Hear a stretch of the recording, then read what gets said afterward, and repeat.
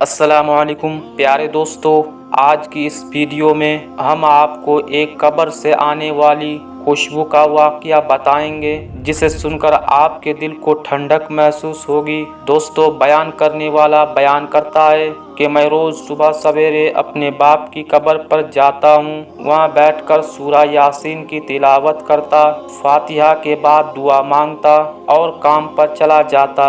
इसी तरह एक दिन सुबह सवेरे मैं कब्रिस्तान आया। अपने मरहूम बाप की कब्र में खड़े होकर फातिहा पढ़ी, दुआ मांगी। जब मैं दुआ मांगकर फारिग हुआ, जब मैं जाने लगा तो मैंने कब्रिस्तान में एक बहुत प्यारी खुशबू महसूस की। ऐसी खुशबू जो आज से पहले मैंने कभी भी नहीं सूंघी थी। ये पता लगाने के लिए कि खुशबू कहाँ से आ रही है, मैंने सारे कब्रिस्तान में घूमना शुरू किया। मैंने सारे कब्रिस्तान में चक्कर लगाकर देखा, हर कब्र को देखा। किसी कब्र पर ताज़ा फूल नहीं पड़े थे।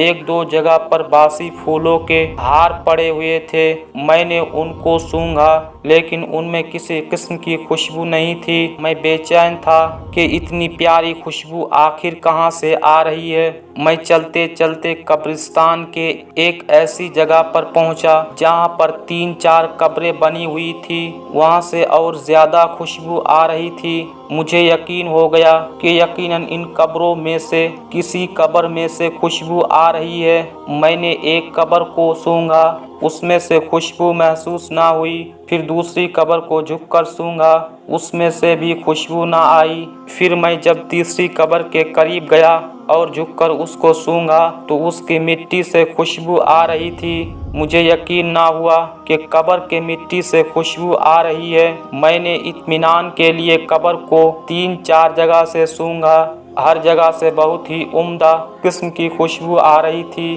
फिर मैंने मिट्टी को हाथ में पकड़कर सूंघा तो मुझे इस तरह लगा जिस तरह मैंने खुशबू को हाथ में पकड़ लिया है। अगर मुझे काम पर जाने की जल्दी नहीं होती तो मैं वहाँ घंटों बैठा रहता, इस खुशबू को सूंघता रहता, क्योंकि वो इतनी प्यारी खुशबू थी जिसे सूंघकर मेरे दिल को सुकून आ रहा था। मैं जाते जाते सोच रहा था कि यकीनन ये अल्लाह ताला की किसी बहुत नेक बंदे की कब्र है। अगले दिन जब मैं अपने बाप मरहूम की कब्र पर फातिहा के लिए आया तो मैंने फातिहा पढ़ी, हाथ उठाकर दुआ मांगी तो मैंने देखा वही कब्र जिससे खुशबू आ रही थी, उस पर कोई बंदा खड़ा होकर दुआ मांग रहा है। मैंने जल्दी से दुआ ख़त्म की और उस बंदे की तरफ बढ़ा। जब मैं उस कब्र के करीब पहुंचा तो वो बंदा दुआ मांगकर चल पड़ा। मैंने उसको पीछे से आवाज़ दी, बात सुनना। उसने कहा, जी क्या बात है? मैंने कहा, मेरे करीब आओ, कोई काम है। वो मेरे करीब आया।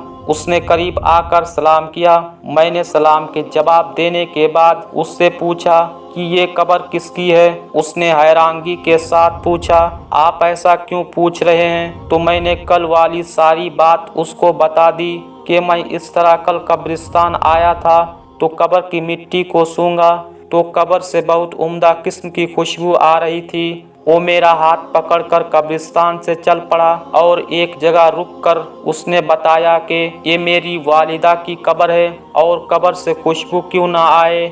और तो मुझे कुछ याद नहीं है, लेकिन वो बहुत ही नेक और परहेजगार औरत थी और कुरान पाक पढ़ना नहीं जानती थी, लेकिन कुरान करीम से बहुत मोहब्बत करती थी। जब भी कुरान करीम को देखती, चारपाई पर लेकर बैठ जाती और कुरान करीम को खूब चूमती। पढ़ना तो नहीं आता था, लेकिन कुरान करीम के लाइनों पर अपनी उंगली फेरती रहती। शायद ये कुरान करीम से मोहब्बत ही है जिसकी वजह से अब उनकी कब्र में से खुशबू आया करती है। फिर हम सुबहान अल्लाह कहकर कब्रिस्तान से चल पड़े। प्यारे दोस्तों, अंदाज़ा लगाए अगर कुरान करीम से मोहब्बत करने का ये अज्र है कि अल्लाह ताला उसकी बख्शिश फरमा दे, उसकी कब्र से खुशबू भी आए। जो कुरान करीम को सुबह शाम पढ़ते हैं, जो कुरान पाक को हिफ्ज़ करते हैं, जो कुरान पाक पढ़कर उस पर अमल भी करते हैं, तो उनकी कब्रों में अल्लाह ताला कितनी ठंडक अता फरमाएगा। اللہ تعالیٰ بہت ہی مہربان ہے، جہاں اس نے برے کاموں پر عذاب قبر رکھا ہے، وہاں میرے کریم رب نے نیکی کرنے والوں کے لیے بھی بڑا اجر رکھا ہے۔ آخر میں اللہ تعالیٰ سے دعا ہے کہ ہمیں نیک عمل کرنے اور برائیوں سے بچنے کی توفیق عطا فرمائے۔ پیارے دوستو، آج کی اس ویڈیو میں اتنا ہی۔ ہم ملیں گے بہت جلد آپ سے ایک اور نئے ویڈیو کے ساتھ۔ تب تک کے لیے خدا حافظ۔